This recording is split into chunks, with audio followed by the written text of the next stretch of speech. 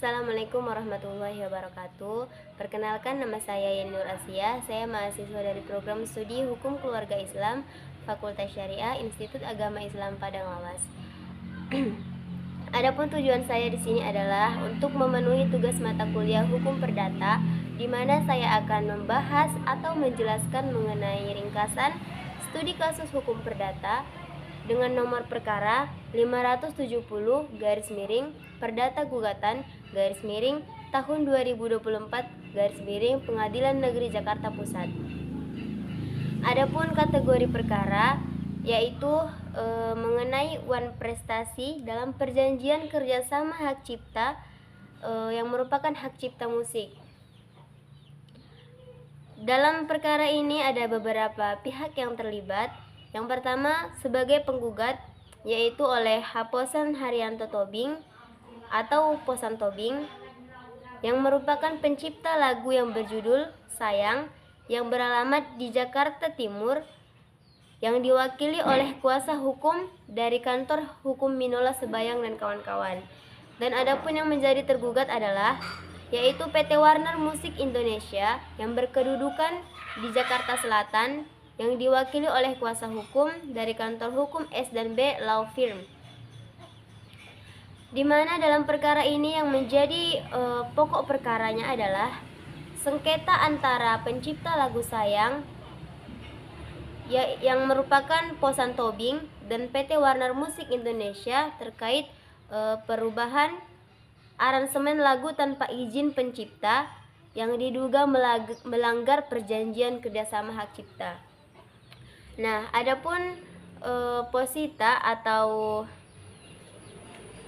dasar gugatan daripada perkara ini adalah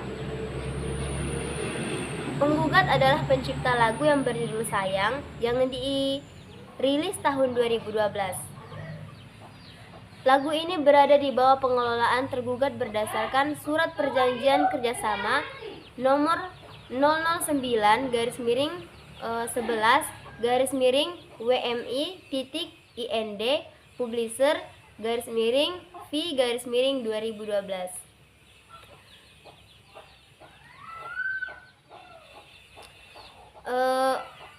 Selanjutnya lagu yang berjudul Sayang diaransemen ulang dan dinyanyikan oleh Saifit Ella di Malaysia serta dipublikasikan oleh Warner Musik Malaysia.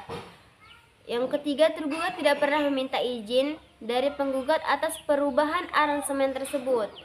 Dan yang keempat, tindakan tergugat dianggap wan prestasi karena merugikan secara moral dan ekonomi penggugat, meskipun lagu tersebut mendapatkan penghargaan atau plakat platinum. Dan yang terakhir, penggugat menuntut kerugian material sebesar 2 miliar.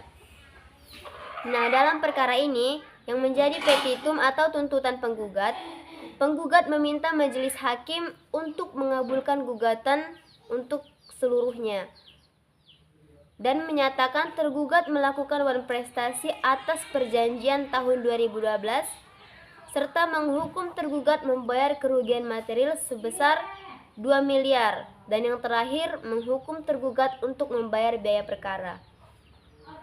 Dalam perkara ini, doktrin putusan memberikan perbandingan.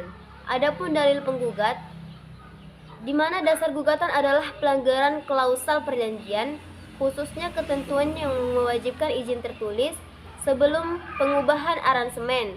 Penggugat menyatakan tidak pernah memberikan izin. Namun dalam perkara ini bantahan tergugat membantah.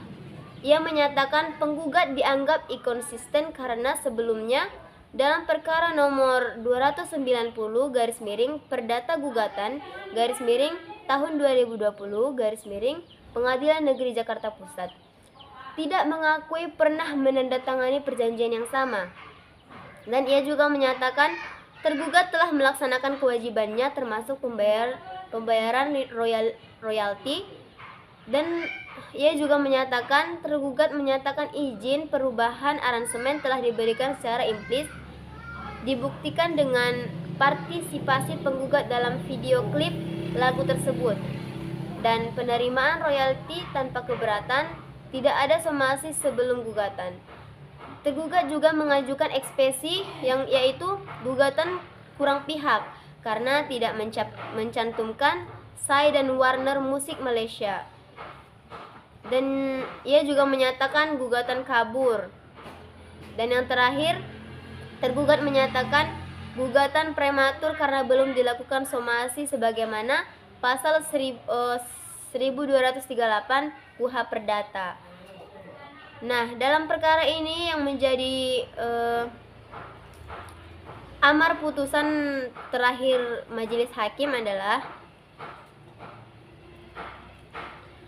menolak gugatan penggugat untuk seluruhnya, atau setidaknya menyatakan gugatan tidak dapat diterima dikarenakan gugatan kurang pihak dan gugatan kabur, tidak ada somasi, dan penggugat dianggap telah memberikan persetujuan implis dan menerima manfaat ekonomi.